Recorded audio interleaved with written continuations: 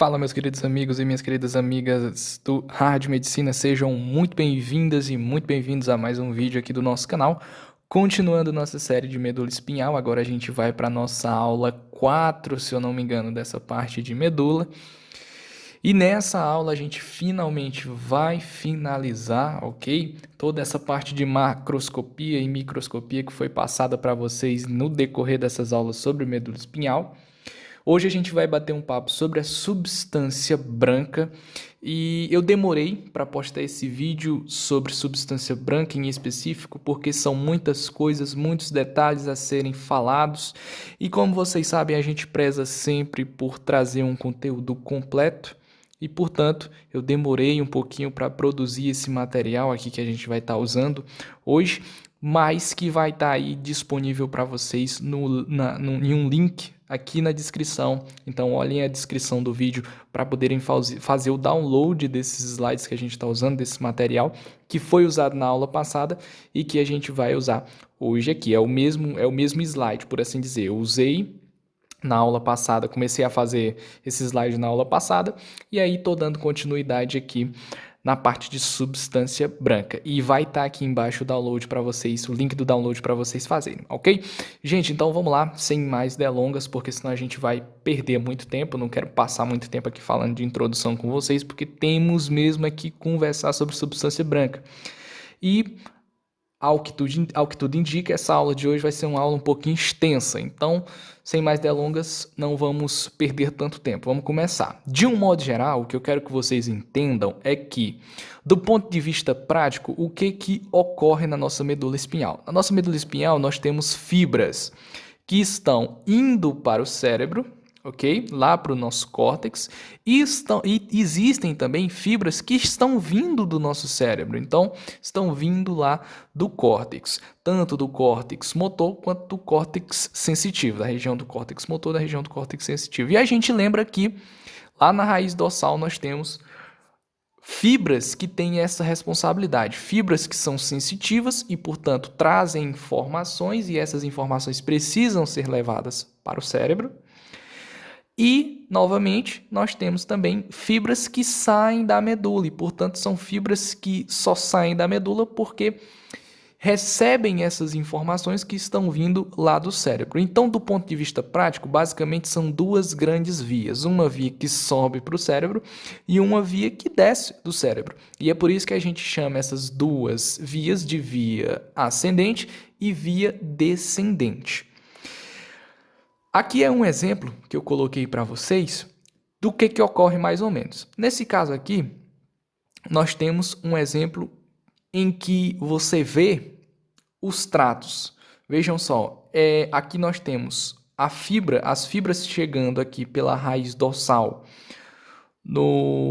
pela raiz dorsal do nervo espinhal, nesse caso, elas chegam, penetram aqui a coluna posterior e aqui elas flertem para um determinado local da substância branca, onde, nesse caso, elas vão se projetar neuroanatomicamente, vão se projetar cranialmente, por assim dizer, para níveis neuroanatômicos mais superiores, e aí vão passar por bulbo, vão passar por ponte, mesencéfalo, até chegar lá no córtex sensitivo. Esse aqui é um exemplo de via que está ascendendo, é um exemplo de uma via ascendente, então que está levando informações lá para o nosso córtex. E veja que o nome via existe justamente porque é como se fosse um cruzamento desse aqui, ó. Perceba que aqui nós temos uma grande via principal ao centro,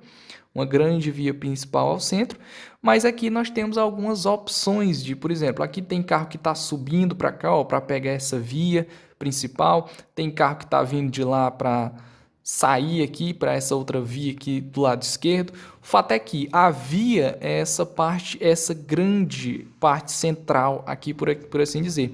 E você tem os colaterais dessas vias, né, que são, ora, subindo, para pegar essa via principal também subindo, e ora descendo aqui se dividindo. É o que ocorre, por exemplo, aqui.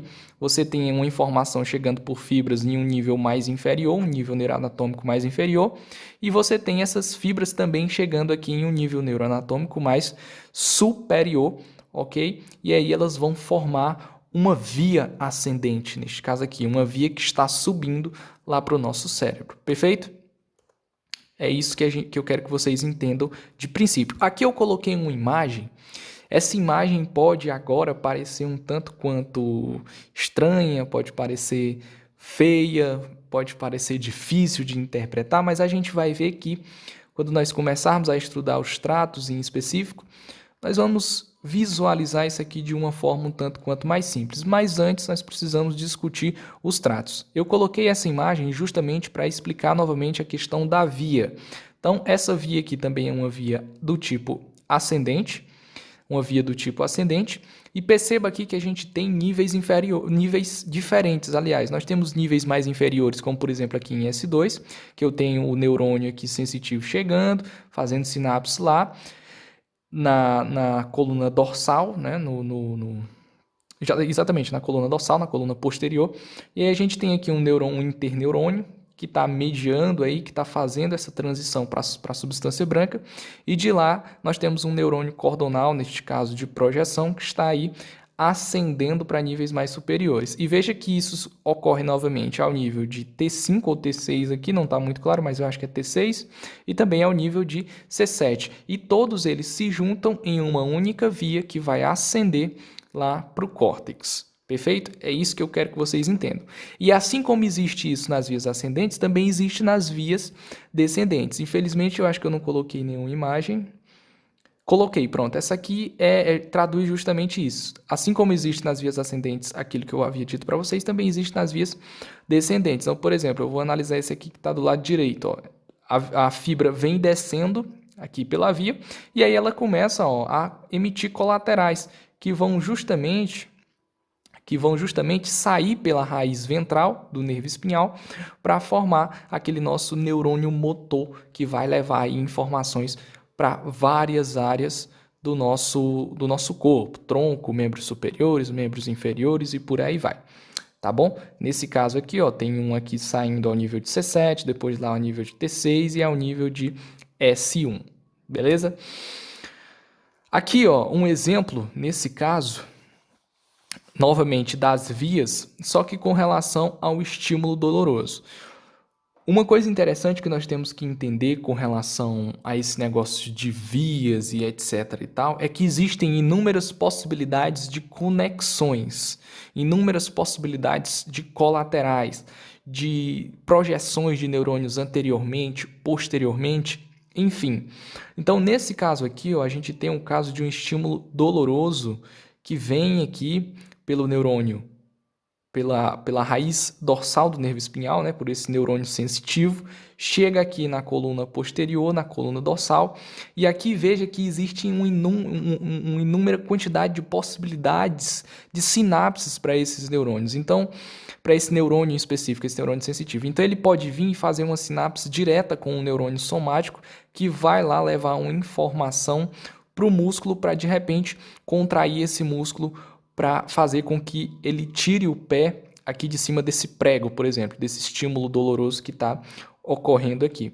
Assim como ele pode fazer uma sinapse aqui com um outro neurônio do outro lado para levar uma informação semelhante para o músculo do outro lado da perna, do outro lado da perna não, para outra perna, para ajudar nesse, como é que eu posso dizer, nesse distanciamento desse estímulo doloroso. E assim como também ele pode vir aqui e ascender para níveis neuroanatômicos mais superiores, por intermédio de um neurônio cordonal de projeção, que está subindo aqui, ó, e que vai fazer sinapse lá no cerebelo, vai fazer sinapse no tronco cerebral, vai fazer sinapse no cérebro, e que tudo isso aqui vai culminar num conjunto de respostas que vai descer por aqui, pela via descendente, que vai chegar aqui, fazer sinapse com esse outro neurônio motor, esse neurônio somático, e vai descer lá para um outro grupamento muscular para exercer um outro movimento. Então, isso aqui eu coloquei essa imagem justamente para mostrar essa grande possibilidade de conexões de sinapses que um único neurônio sensitivo pode fazer quando ele traz uma determinada informação. Perfeito? Para começo de conversa, a gente começa discutindo uma divisão muito importante que existe nas substâncias branca neste caso, que é a divisão em funículos. Nós temos um funículo dorsal, ok? Um funículo dorsal que corresponde a toda essa parte dorsal aqui da substância branca. Nós temos um funículo lateral que corresponde a toda essa partezinha lateral aqui da substância branca, ok? De ambos os lados, obviamente. E nós temos um funículo ventral ou um funículo anterior, que corresponde a toda essa regiãozinha aqui, ó, da substância branca. E isso dos dois lados, ok? Isso dos dois lados. De um modo geral, o funículo anterior ele começa daqui, né? E vem até mais ou menos aqui. E ele tem essa formação. Funículo lateral e funículo posterior, ou dorsal. Isso vai ser muito importante para a gente estudar principalmente as vias ascendentes, perfeito? Essa divisão dos funículos. A gente basicamente estuda as vias ascendentes com base nos funículos, nas localizações dessas vias. Então, vão haver vias que estarão presentes no funículo posterior, haverão vias que estarão presentes no funículo lateral e haverão vias que estarão presentes no funículo anterior. E a gente usa isso como divisão didática, por assim dizer, para entender cada uma dessas vias. Gente, então a primeira pergunta que nos vem à cabeça quando a gente fala de substância branca é justamente essa: o que forma a substância branca? E a resposta ela é simples. Então, o que forma a substância branca? Ela é formada por um emaranhado de axônios, ora ascendendo, ora descendendo. E essa coloração branca característica dessa parte da medula, dessa substância em específico, ela é ocasionada justamente por conta desses axônios, que são, em sua grande maioria, axônios mielinizados. E a bainha de mielina, que é formada aí, né, que tem uma característica lipídica, por assim dizer, causa para esta parte da medula essa coloração característica, que é essa coloração esbranquiçada, coloração branca. O interessante disso aqui, que é uma aplicação muito legal a se fazer, é que nas peças de laboratório, nas peças formalizadas, ocorre uma inversão das colorações. A substância branca fica cinza e a substância cinza fica branca. A substância cinzenta fica branca. Isso nas peças formalizadas em laboratório de anatomia. Isso é muito interessante. Acredito que, inclusive, eu já tenha mostrado aqui algumas imagens nas aulas passadas, quando a gente estava falando sobre medula, de casos justamente onde você tem aí a substância branca pintada de cor cinza e a substância cinzenta pintada de cor branca. É justamente porque ocorre, às vezes, essa inversão. Tá bom? Na substância branca, nós vamos ter uma organização das fibras que estão ali presentes, desses axônios que estão ali presentes, em tratos e fascículos. E a organização ela é extremamente delicada. Esses fascículos, esses tratos que estão presentes na substância branca, eles se dispõem lado a lado. Então, é uma organização extremamente delicada. Às vezes, sem ter necessariamente uma divisão neuroanatômica. A gente vai ver que, por exemplo, entre o fascículo grácil e o cuneiforme, que eu vou já mostrar para vocês, existe uma divisão neuroanatômica que define esses dois, que diz até onde é fascículo grácil e até onde é fascículo cuneiforme. Mas para outros tratos não vai existir essa divisão neuroanatômica bem definida. É por isso que é uma organização delicada. Os tratos eles se colocam lado a lado e às vezes até se confundem. Então a gente tem que ter um certo cuidado quando estivermos estudando justamente isso. E para relembrar o que significa trato, o que significa fascículo, eu trouxe aqui uma revisão daqueles termos importantes que nós fizemos no começo da aula passada, salvo engano, em que a gente discutiu alguns termos importantes, dentre eles os termos trato e fascículo. E a definição de trato que eu trouxe para vocês foi essa aqui, ó. É um feixe de fibras nervosas com aproximadamente a mesma origem, mesma função e mesmo sentido, e mesmo destino, aliás. As fibras de um trato podem ser mielínicas ou amielínicas, e a denominação do trato usa como base de onde as fibras se originam para onde elas vão, né? Onde elas se originam e para onde elas vão. Importante destacar esse fato aqui, ó, de tanto serem mielínicas quanto amielínicas, mas em sua grande maioria essas fibras são mielínicas, são mielinizadas, daí o fato da substância branca ter essa coloração bem característica. E o conceito de fascículo é mais usado para tratos compactos, tratos pequenos. E como eu coloquei aqui, a diferença ela é um tanto mais cultural do que realmente prática. Tem uma outra observação importante com relação a trato e fascículo, para diferenciar os dois, é que normalmente, e isso é regra na verdade, os fascículos eles são continuações das fibras que chegam justamente lá pela raiz dorsal do nervo espinhal. Então elas são continuações dessas fibras. Os fascículos são continuações dessas fibras que chegam lá pela raiz dorsal do nervo espinhal. Enquanto os tratos que vão estar aí dispostos basicamente em funículo lateral e funículo ventral e na divisão que nós vamos ver que existe para as vias descendentes em grupamento lateral e grupamento medial, vão ser aí, neste caso, formadas por neurônios do tipo cordonais de projeção, ok?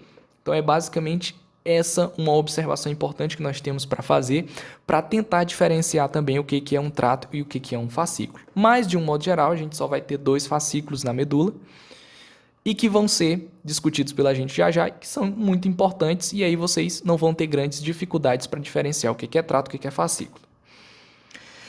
E uma pergunta que, enquanto eu estava estudando neuroanatomia lá na faculdade, eu me fiz muito, é como foi que os cientistas, os neuroanatomistas conseguiram descobrir isso? Porque a gente estuda aqui com as imagens, com as linhazinhas representando os neurônios, e é bem legal realmente ver aquilo ali, só que eu me pergunto, meu Deus do céu, como foi que os camaradas conseguiram chegar na conclusão de que ali, naquela determinada região, tinha um conjunto de várias fibras, de vários axônios dos neurônios, que levavam ali uma dada informação para o cérebro, ou então que estavam trazendo informações do cérebro para níveis neuroanatômicos mais inferiores na medula. Então eu me questionava sobre isso. Como foi que eles descobriram isso?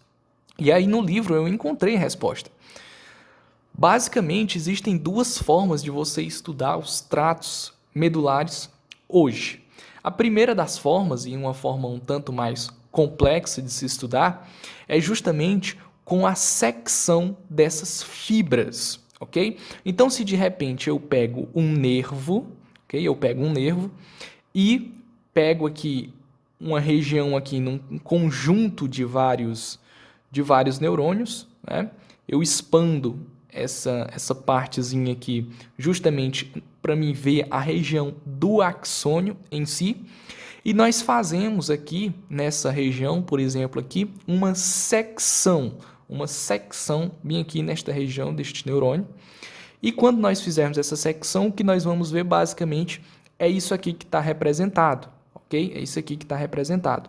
Nós temos mais ao centro o neurônio em si, né, a cauda do neurônio, o axônio do neurônio, e esse axônio está sendo aqui revestido por uma dada bainha de mielina. Nesse caso, o que é interessante para nós sabermos é que quando um neurônio ele é seccionado, de um modo geral, e essa secção pode ser uma secção voluntária, neste caso, para estudar, por exemplo, as fibras, esses tratos, ou pode ser uma secção em virtude de algum trauma, esse neurônio, onde ele foi seccionado, essa parte mais distal que vai se desprender do corpo celular, ok? Que vai se desprender do corpo celular, vai sofrer um processo que nós chamamos de degeneração wahleriana, ok? Degeneração wahleriana.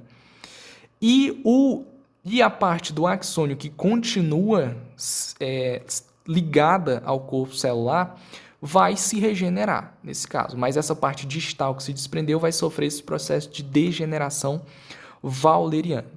Aqui eu coloquei uma imagem justamente para mostrar o que é a degeneração wahleriana. Então você tem aqui o neurônio normal. Aqui, mais ou menos a esse nível, esse neurônio vai sofrer uma secção, bem aqui, ok? Nessa região do axônio. E aí perceba que na região da secção, nós vamos ter uma parte mais superior e uma parte mais distal, uma parte mais proximal, que continuou presa, que continuou ligada ao corpo celular, e uma parte mais distal que se desprendeu. Essa parte distal que se desprendeu vai começar a sofrer uma degeneração, que nós chamamos de degeneração wahleriana, enquanto que a parte mais proximal, que continuou ligada ao corpo celular, vai começar a se replicar novamente, para formar novas terminações nervosas. No fim das contas, você vai ter aquele pedaço que foi desprendido aqui, totalmente sem função alguma, e a parte que continuou presa ao corpo celular vai ter se regenerado com novas terminações nervosas. Se essa lesão for bem próxima ao local onde houve a lesão, aliás, ao local onde esse neurônio inerva, é possível que não haja grandiosas percas com relação à inervação desse local. Mas, no entanto, se a lesão for um pouco mais proximal ao corpo celular, é bem mais difícil que a inervação daquele dado espaço, daquela dada região, daquela determinada estrutura, volte a ser como era antes. Normalmente ocorre uma perca total da sensibilidade ou da motricidade daquele local em virtude dessa quebra, em virtude dessa lesão nervosa. O fato é que, quando ocorre a degeneração walleriana, e perceba aqui que a gente tem um corte longitudinal de um nervo, neste caso, e tudo isso aqui que vocês estão vendo aqui, ó, longitudinalmente, são neurônios. Quando a gente faz esse corte, de um nervo, onde houve a secção, né, vai haver um desprendimento desses axônios, dessa parte do axônio, aliás, mais distal, e essa parte mais distal do axônio vai começar a sofrer degeneração walleriana. E aí, histologicamente, a gente consegue visualizar uma diferença na coloração das lâminas desses nervos, do nervo que está normal e do nervo que está danificado, sofrendo degeneração walleriana. E aí, o que nós concluímos com isso? Nós concluímos que, por exemplo, se eu fizer um corte em uma fibra que está levando ali informações sensitivas, ou seja, que está levando informações para o cérebro, quando nós fizermos essa secção, nós vamos visualizar uma degeneração walleriana em um nível superior, em um nível mais superior de onde foi, aonde foi feito a secção. Então, deixa eu repetir para ver se ficou claro. Eu pego uma fibra que está levando informação para o cérebro. Eu faço uma secção nessa fibra. Obviamente, se é uma fibra que está levando informação para o cérebro, é porque o corpo celular dela está lá na medula, ok? O corpo celular está na medula e as terminações axonais estão lá no córtex cerebral, ou seja, lá onde for, em outras estruturas. O fato é que o corpo celular desse neurônio sensitivo, desse neurônio que está levando informação, eu não vou nem chamar de neurônio sensitivo, porque a gente já está dentro do sistema nervoso central, mas desse neurônio que está levando essa informação lá para o córtex, o corpo celular dele está na medula. Então, quando a gente faz essa secção dessa fibra, nós vamos perceber degeneração walleriana acima, em níveis acima de onde nós fizemos, em níveis superiores de onde nós fizemos a secção. E aí, com isso, nós concluímos que, neste caso, nós estamos diante de uma fibra que leva informações para o cérebro. Então, é uma fibra que está ascendendo de um determinado trato, ok? Só que com isso aqui a gente não consegue determinar bem e dizer qual é o trato que nós estamos trabalhando. A gente consegue dizer que é, neste caso, ou uma fibra de via ascendente ou uma fibra de via descendente. No caso, se for uma fibra de via descendente, o que ocorre? O corpo celular do neurônio dessa via está lá, ou no córtex, ou seja, lá onde for, está superiormente. Então, quando ele desce e nós fazemos uma secção num determinado nível, a gente vai visualizar degeneração walleriana abaixo do nível onde nós fizemos a secção, em níveis neuroanatômicos mais inferiores, ok? Então, é basicamente isso que ocorre com essa forma de se estudar os neurônios, por assim dizer, essas fibras ascendentes e descendentes, usando como base a degeneração walleriana. Eu trouxe uma curiosidadezinha aqui com relação aos estágios de lesão neuronal periférica. A gente tem alguns estágios para isso. O primeiro desses estágios, que é considerado um primeiro grau, por assim dizer, que é caracterizado por um bloqueio parcial ou completo do impulso nervoso, a gente chama de neuropraxia. Então, por exemplo, se o camarada sofreu uma lesão no nervo periférico, num neurônio ali que está levando informação somática, por exemplo, de motricidade, se ele sofreu essa lesão e foi uma lesão que, a princípio, como é que eu posso dizer? não seccionou o nervo, não seccionou o axônio do neurônio, por assim dizer, você vai ter basicamente um bloqueio parcial ou completo dos impulsos nervosos. Você não vai ter, neste caso aí, um grande problema. É óbvio, tem bloqueio parcial. Então, se já tem um bloqueio parcial, você já consegue visualizar problemáticas por conta disso.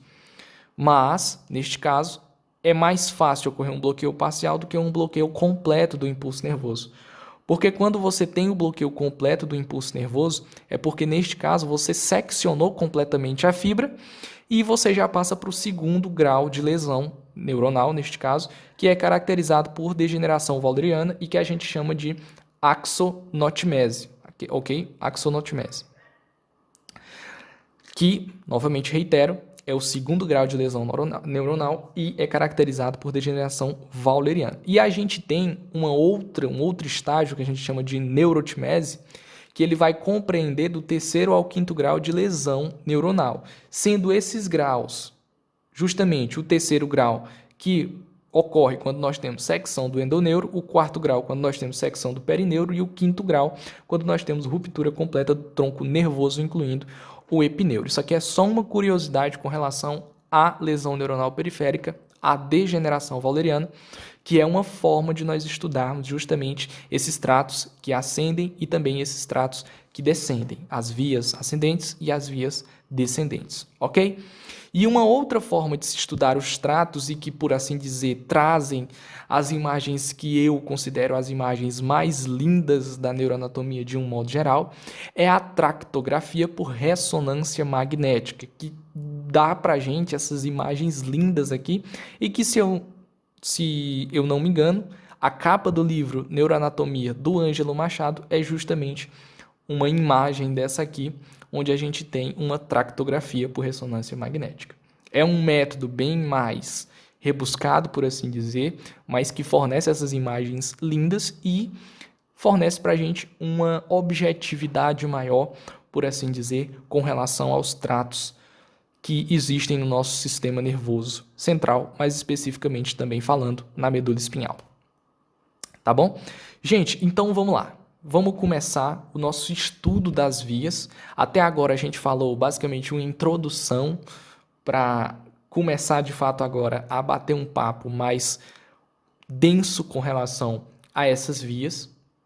E de um modo geral, é isso que eu já vinha falando para vocês aqui até agora, nesses 28, 29, 30 minutos de aula que a gente já tem, que é com relação a essa concepção de fibras que vêm do cérebro e fibras que vão para o cérebro. Se eu tenho fibras que estão vindo do cérebro, isso aqui vai constituir as minhas vias descendentes. E se eu tenho fibras que estão indo para o cérebro, isso aqui vai constituir as minhas vias ascendentes, ok?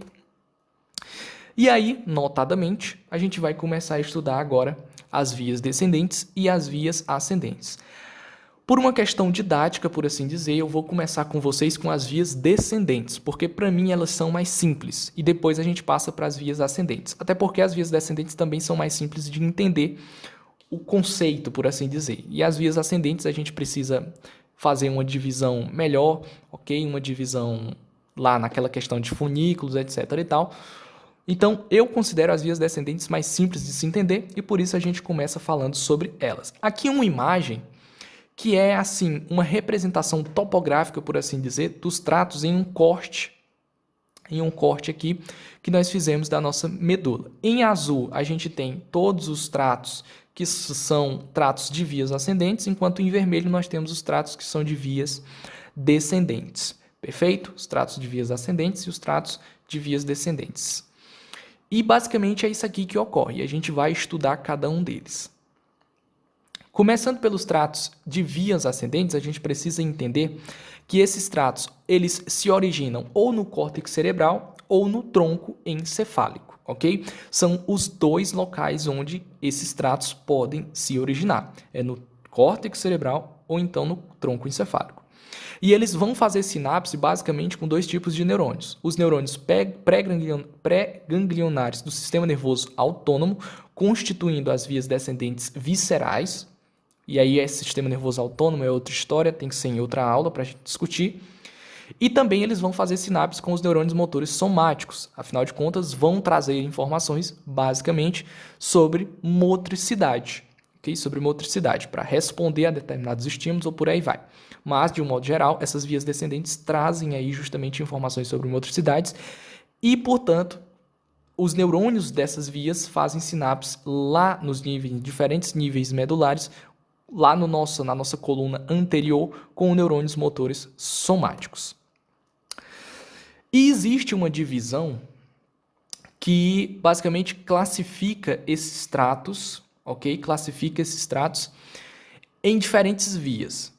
A divisão antiga, mas que ainda é aceita, por incrível que pareça, a gente estuda ainda essas vias e, portanto, eu tenho que ter uma aula especificamente com vocês sobre esses sistemas que eu vou falar, mas a divisão antiga das vias descendentes considera as vias sendo divididas em dois tipos, nas vias piramidais e nas vias extrapiramidais, sendo as vias piramidais constituintes do sistema piramidal e as vias extrapiramidais constituintes do sistema extrapiramidal. Mas, gente, se eu sinceramente for parar para falar com vocês sobre o sistema piramidal e o sistema extrapiramidal, a gente vai gastar muito tempo e a gente vai fugir muito do assunto, que é o nosso objetivo aqui neste momento, que é discutir substância branca da medula espinhal. Então, o certo, na minha concepção, a se fazer é deixar especificamente uma aula para falar sobre o sistema somático piramidal, sistema motor piramidal, ok? Então depois a gente fala sobre ele.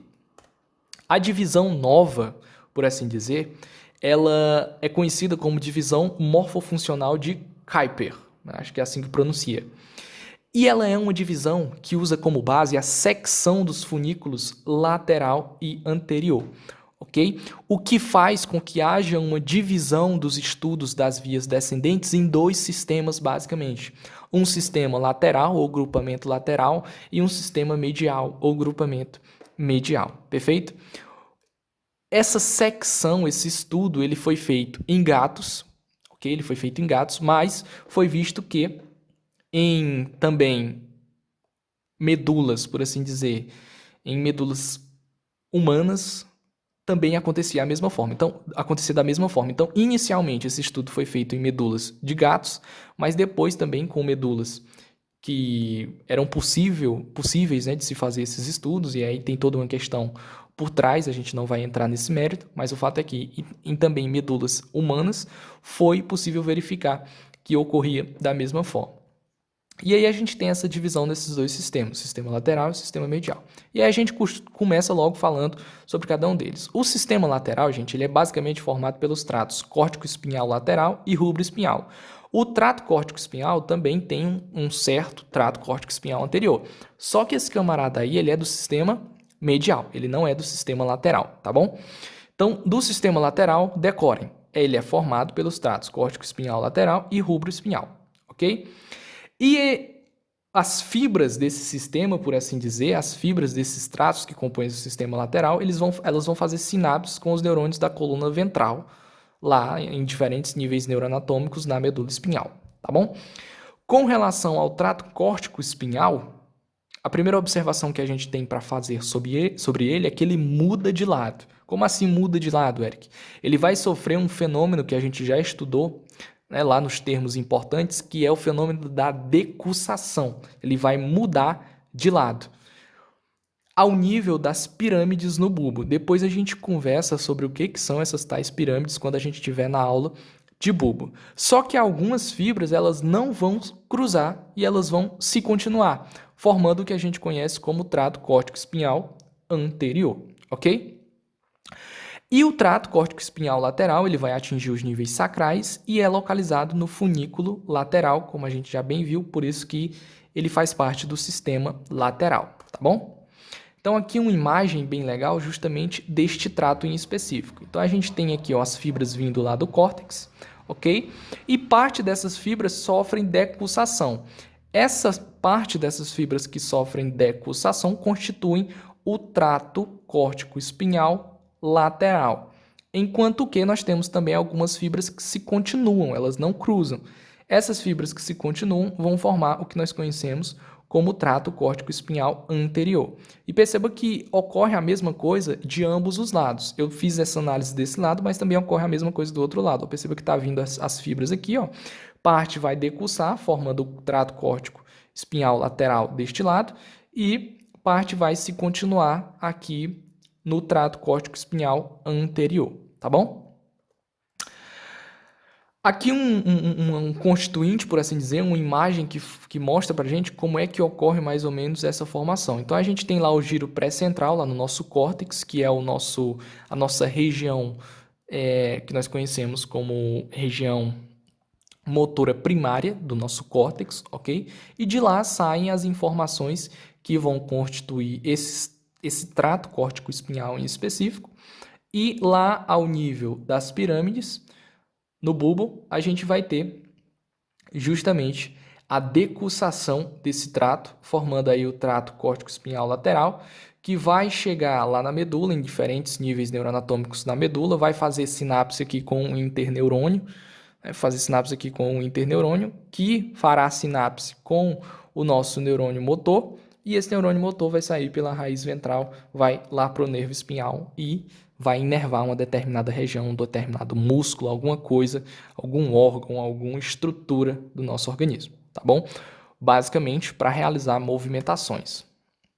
Aqui um aumento, uma imagem que mostra um aumento dessa região do nosso córtex motor, tá bom? E aqui existe toda uma somatotopia, por assim dizer, né? Então daqui está saindo informações sobre algumas estruturas da nossa face, por exemplo, está saindo essa informação aqui, das mãos e dentre outras estruturas, tórax do abdômen, e todas elas vão estar se juntando, formando o trato córtico-espinhal, tá bom? Que vai descender, né, que vai descer lá para os níveis neuroanatômicos mais inferiores, para a medula espinhal e por aí vai.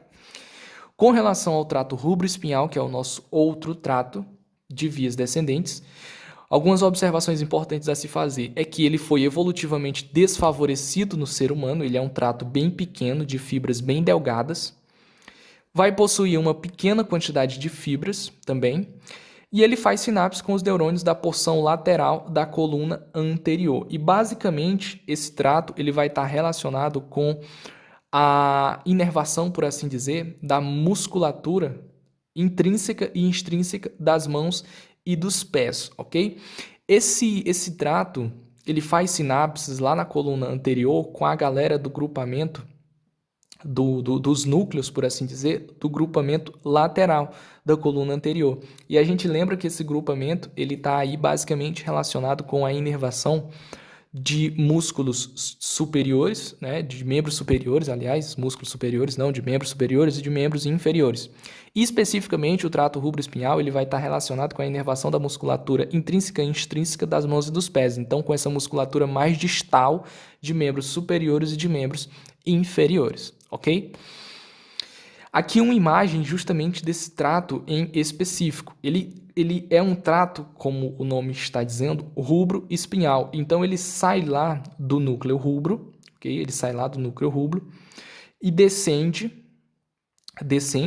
passando por níveis neuroanatômicos mais inferiores, até chegar na medula em um determinado nível, onde ele vai fazer sinapses justamente lá na coluna anterior com os núcleos do grupamento lateral, e de lá sairá um determinado neurônio motor que vai estar relacionado aí com a inervação da musculatura extrínseca e extrínseca da parte mais distal, tanto de membros superiores quanto de membros inferiores, que são as mãos e os pés.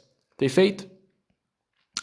Com relação ao sistema medial, pessoal, ainda falando de vias descendentes, basicamente, quem constitui o sistema medial são os tratos córtico-espinhal anterior, que a gente já havia falado, o trato teto-espinhal, os tratos vestíbulo-espinhal medial e vestíbulo-espinhal lateral, e os tratos retículo-espinhais pontino e pulbar. Todos esses tratos eles vão terminar na parte anterior da substância cinzenta, fazendo sinapses com os neurônios motores ou com interneurônios que farão essas sinapses com os neurônios motores consequentemente. Infelizmente, se a gente for passar muito tempo conversando especificamente sobre cada um desses tratos, a gente vai gastar bastante tempo. Então, eu trouxe aqui essa imagem dessa tabela que é lá do Machado, uma imagenzinha bem interessante que sintetiza para a gente a função de cada um deles, ok? Então, por exemplo, o sistema lateral, nós temos quem? Nós temos trato córtico-espinhal lateral e temos trato rubro-espinhal, que basicamente os dois vão estar relacionados aí com musculatura voluntária, aliás, com motricidade da motricidade voluntária da musculatura distal, tanto de membros superiores quanto de membros inferiores. E aí esses demais aqui vão ter as suas determinadas funções. E aí eu peço que vocês estudem especificamente cada uma delas. A gente não vai gastar muito tempo debatendo sobre isso, porque vocês podem simplesmente pegar aqui no livro ou onde vocês estiverem estudando aí, tá bom? Aqui, essa imagem ela é uma imagem muito interessante, justamente porque ela traz uma ideia que eu não entendia muito bem como é que funcionava, mas que a gente consegue ver aqui. O que que ocorre? A gente tem vários tratos que estão chegando aqui, tratos de vias descendentes. Destaque aqui para os tratos córtico-espinhal lateral e para o trato córtico-espinhal anterior. E aí a gente percebe o quê? A gente percebe que essa fibra ela vem e chega até aqui a nossa coluna anterior, onde ela faz sinapse com o interneurônio, que vai fazer sinapse com o nosso neurônio motor, nosso neurônio somático, que vai aí sair pela raiz ventral e percorrer o nervo espinhal para inervar determinadas estruturas em determinadas regiões do nosso corpo. Assim como tem vários outros tratos que também estão chegando aqui, ó. Perceba, a gente tem aqui trato teto-espinhal, por exemplo, que está vindo aqui fazendo sinapse com o interneurônio, e esse interneurônio faz sinapse com o nosso neurônio motor. O fato é que, basicamente, isso vai ocorrer como regra. Sempre o neurônio vai chegar. E, assim, eu coloquei como regra porque é o que geralmente ocorre, mas você pode ter uma sinapse direta, não necessariamente você vai ter esse interneurônio mediador, por assim dizer, tá bom? Então é só uma imagem para mostrar para a gente justamente o que ocorre com esses vários tratos chegando aqui na coluna anterior e fazendo sinapse com o nosso neurônio motor, que vai estar aí levando diversas informações, por assim dizer, para o nosso organismo, tá bom? Levando informações sobre motricidade principalmente. Com isso, a gente finaliza as vias descendentes e agora a gente começa a falar sobre as vias ascendentes especificamente. Essas vias ascendentes, de um modo geral, elas vão se relacionar direta ou indiretamente com as fibras que penetram pela raiz dorsal do nervo espinhal.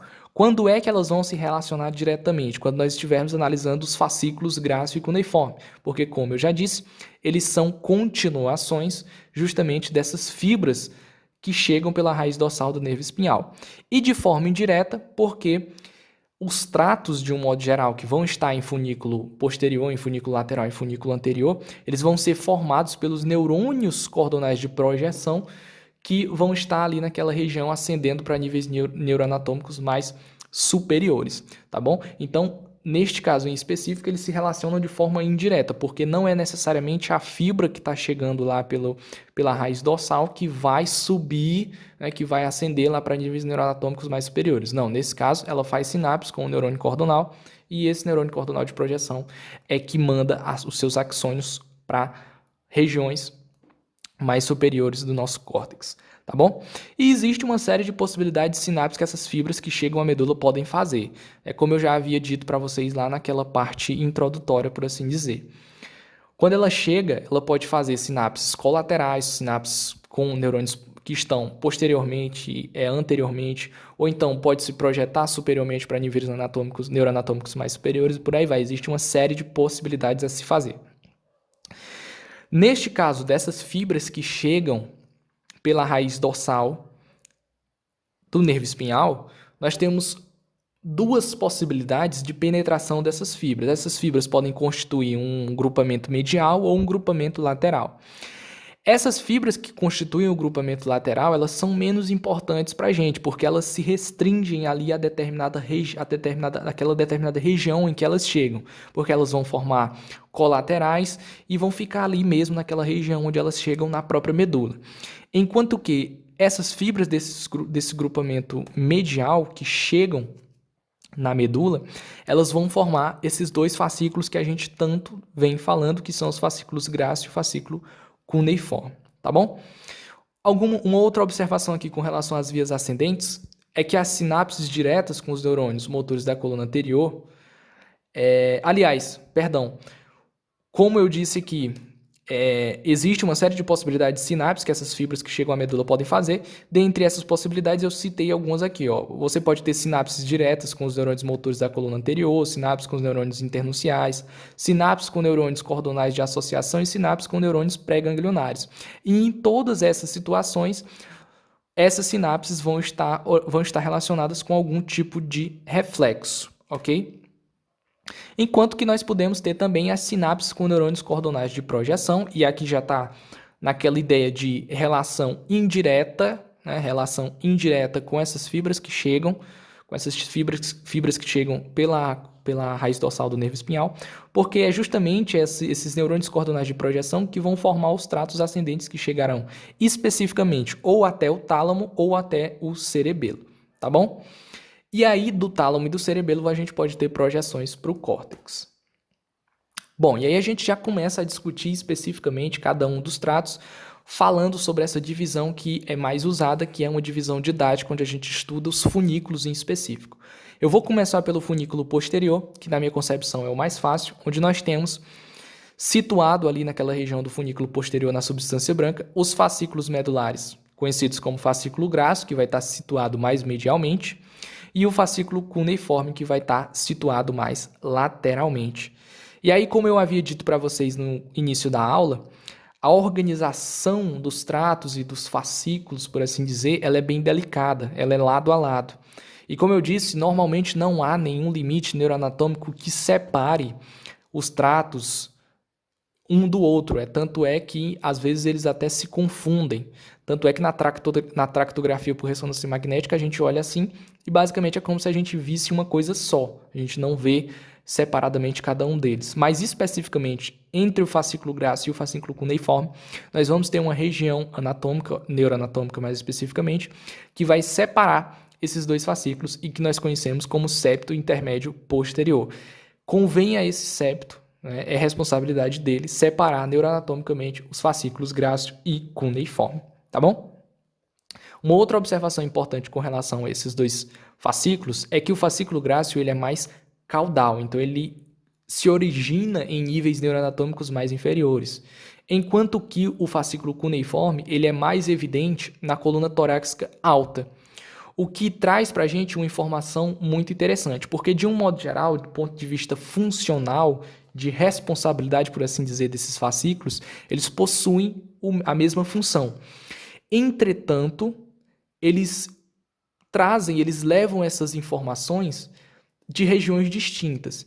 Então, no caso do fascículo cuneiforme, que ele é mais evidente na coluna torácica alta, ele basicamente vai estar aí relacionado com informações, a levar informações, por assim dizer, ali da região superior do tronco e dos membros superiores.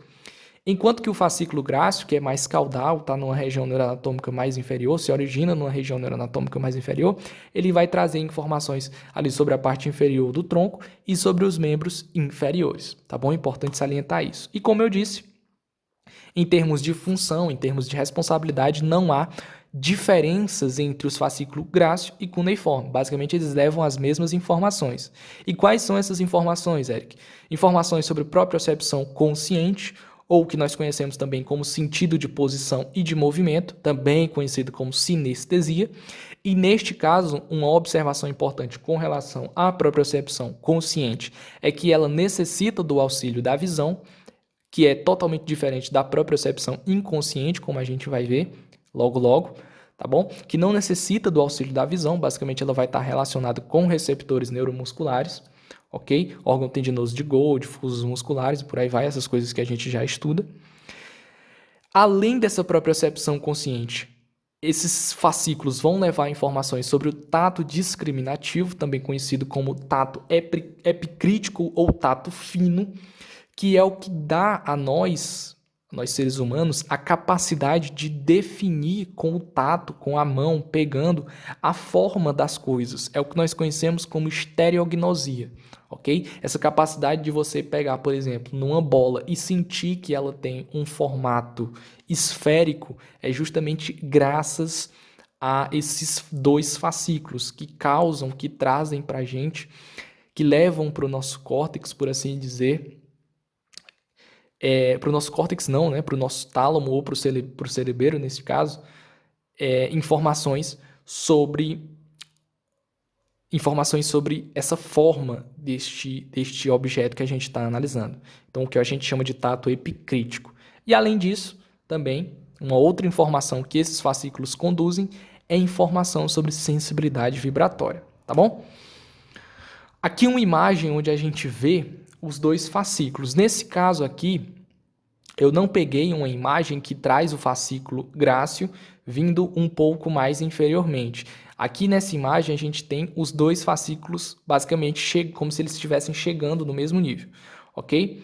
Como se eles estivessem ali se originando ao mesmo nível medular. O fato é que você tem aqui essas fibras da raiz dorsal que chegam aqui pela coluna posterior, né? Penetram a coluna posterior, que se projetam para a substância branca.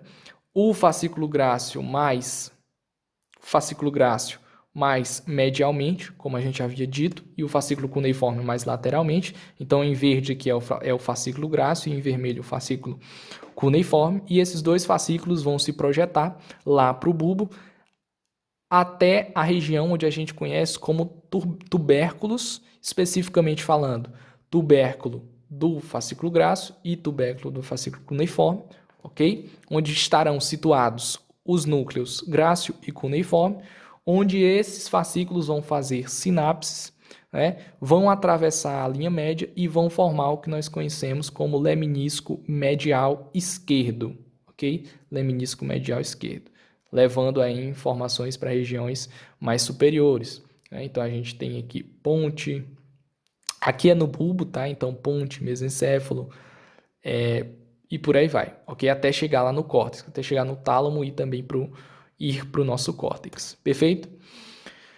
Basicamente esse é o nosso queridíssimo funículo posterior. No funículo anterior estarão lá situados, especificamente, estarão situados não, né, porque é só um neste caso, vai estar situado o trato espinotalâmico anterior. Esse trato espinotalâmico anterior, ele vai levar informações para o nosso tálamo sobre impulsos de pressão e de tato leve, tato protopático, ok? Tato leve, tato protopático. Aqui existe uma correlação clínica importante, que é com relação justamente à lesão medular. Porque, veja, o tato, ele tem essa diferenciação em tato epicrítico, que é um tato mais fino, e em tato protopático, que é um tato mais grosseiro, por assim dizer. De um modo geral, se você tem uma lesão medular, você não perde normalmente, né? Se for uma lesão medular que não acometa que não faça uma transecção de todo o órgão, neste caso de toda a medula, você não perde normalmente todo o tato, ok? Ou você perde o tato protopático ou você perde o tato epicrítico. Então, de um ponto de vista prático, você não perde, em lesão medular, de um modo geral, você não perde todo o tato. Ou você continua com o tato epicrítico ou você continua com o tato protopático.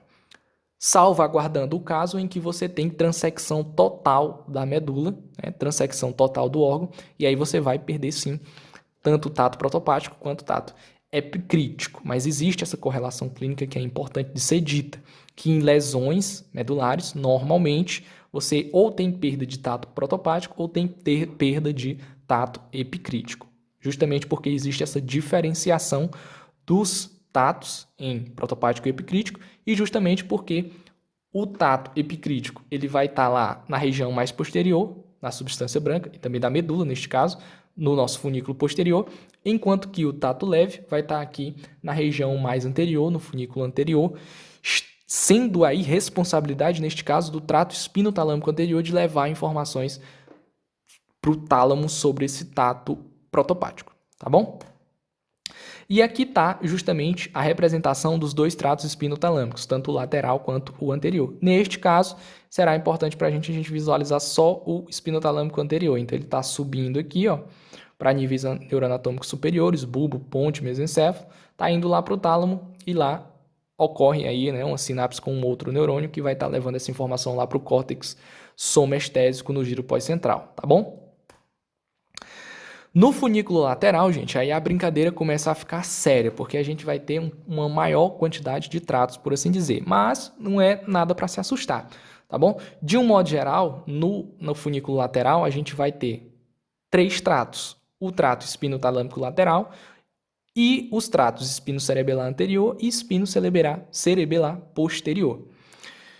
Com relação ao trato espinotalâmico lateral, que é um trato de suma importância para a gente, ok? Para nós estarmos analisando, o que nós precisamos de cara logo entender sobre ele é que ele é um trato que ele carrega informações sobre dor e sobre temperatura. Portanto, as fibras que trazem essas informações sobre dor e temperatura, nós vamos lembrar que elas penetram lá o portão da dor, conhecido como substância gelatinosa, lá na medula espinhal, tá bom? Na coluna posterior, por assim dizer.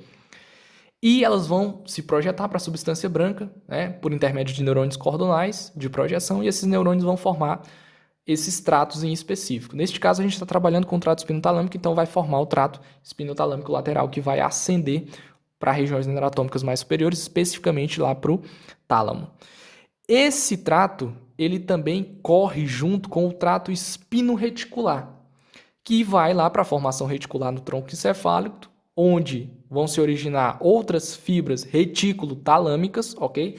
Então, é uma via alternativa, por assim dizer, constituindo a via espino-retículo-talâmica. Esse trato, essa via, na verdade, essa via espino-retículo-talâmica, que engloba aí o trato espino-reticular e essas fibras retículo-talâmicas, leva informação também sobre dor.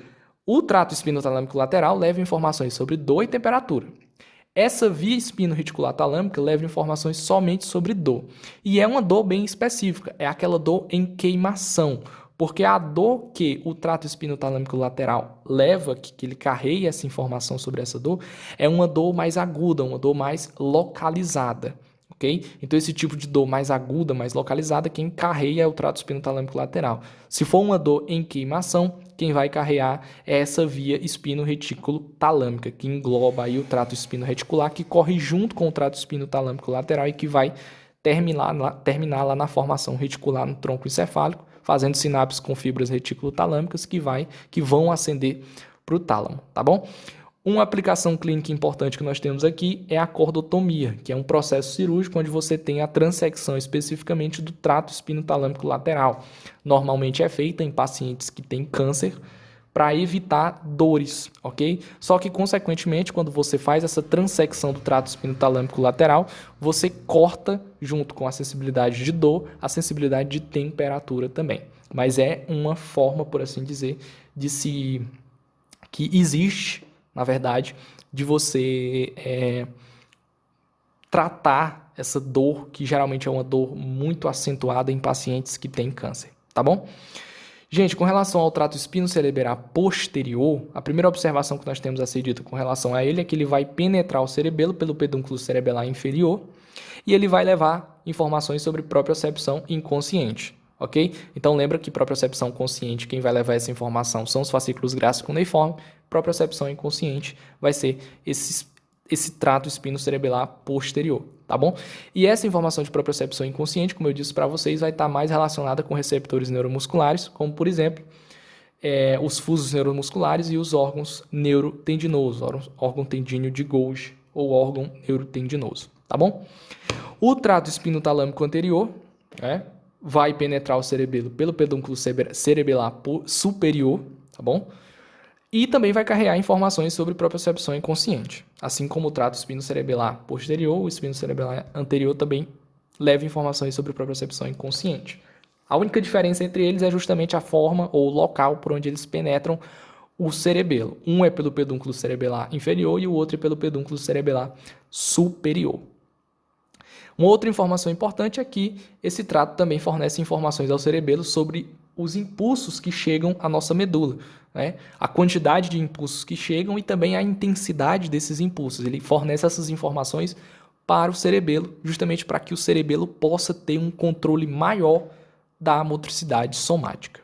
E aí a gente vai ter que estudar cerebelo para poder entender isso aqui. Aqui uma imagenzinha de uma tabela que eu trouxe lá do livro de neuroanatomia do Machado, tá bom? Que sintetiza para a gente aí todos esses tratos e fascículos, por assim dizer, de vias ascendentes que existem na nossa substância branca, tá bom? Além de ter o nome, a origem, o trajeto, a localização, onde eles vão terminar e a função de cada um deles, tá bom? Vocês vão poder aí estudar tranquilamente por aqui, rever tudo isso que a gente disse. Aqui uma imagem que eu quero mostrar para vocês só dessa transmissão da via, por assim dizer, de propriocepção inconsciente, onde a gente tem o trato espinocerebelar anterior e o trato espinocerebelar posterior. Então, um sobe por um lado, né, e o outro sobe pelo outro, por assim dizer. E ambos vão lá para o cerebelo. A diferença é que o espinocerebelar anterior vai penetrar pelo pedúnculo cerebelar superior e o espinocerebelar posterior vai penetrar pelo pedúnculo cerebelar inferior, tá bom? Aqui uma imagem que mostra pra gente também aí, salvo engano, é a via do trato espinotalâmico, tá bom? Que a gente tem aqui os tratos espinotalâmicos subindo, tá? Para regiões neuroanatômicas mais superiores, até chegar lá no tálamo, e lá no tálamo, que é o nosso relé sensitivo, haverão outros neurônios que farão essa sinapse aqui justamente, que levará essas informações para o nosso córtex somestésico, para o nosso córtex sensitivo no giro pós-central.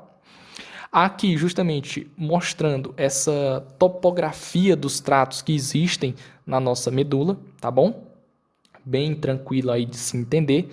Vocês podem olhar aí especificamente, tá? Tanto os tratos de via ascendente quanto os de vias descendentes. Eu prefiro essa outra imagem aqui que tem lá no livro do Machado, onde você tem aqui em linhas horizontais destacados os tratos de vias descendentes e em pontilhado os tratos de vias ascendentes, tá bom? Gente, com isso a gente finaliza finalmente essa parte de medula. Demorou demais, eu sei. O vídeo aqui ficou longo, mas é necessário, porque não tem como falar de microscopia da medula sem detalhar de uma forma bem concisa essa parte de microscopia voltada para os tratos da substância branca, que é, na verdade, algo que as pessoas têm muita dificuldade em aprender. Mas guardem essas informações importantes, como, por exemplo, do trato espinotalâmico, que leva informações sobre dor e sobre temperatura. Guardem essa informação do que é propriocepção consciente, do que é propriocepção inconsciente, de quem é que carrega esse tipo de informação. A gente viu que propriocepção consciente é fascículo gráfico-cuneiforme e propriocepção inconsciente são os tratos espinocerebelares, ok? Então vamos guardando essas informações que são mais relevantes, por assim dizer, e que vão ter aplicabilidade lá na frente. Com isso, a gente finaliza essa parte de medula. As próximas aulas eu vou tentar trazer alguns conteúdos sobre temas que foram abordados nessas aulas e que não deram para a gente aprofundar tanto, como, por exemplo, vamos falar sobre o sistema motor piramidal, vamos falar sobre arcos reflexos, vou trazer uma aula sobre vários arcos reflexos. Então, nessa sequência de aulas, depois dessa daqui que a gente está terminando, eu vou trazer especificamente sobre esses temas. Então, eu já tenho programado aí pelo menos 2 aulas, que é uma aula sobre o sistema motor piramidal e uma aula sobre arco reflexos, antes de nós entrarmos especificamente para começar a estudar o que nós conhecemos como tronco encefálico, que é constituído por bulbo, ponte e mesencéfalo, tá bom? Então, muito obrigado novamente a você que assistiu até aqui. Se você gostou, deixe o seu like e compartilhe com seus amigos para fortalecer o nosso trabalho. E é isso, pessoal. Muito obrigado e até um próximo encontro. Tchau, tchau.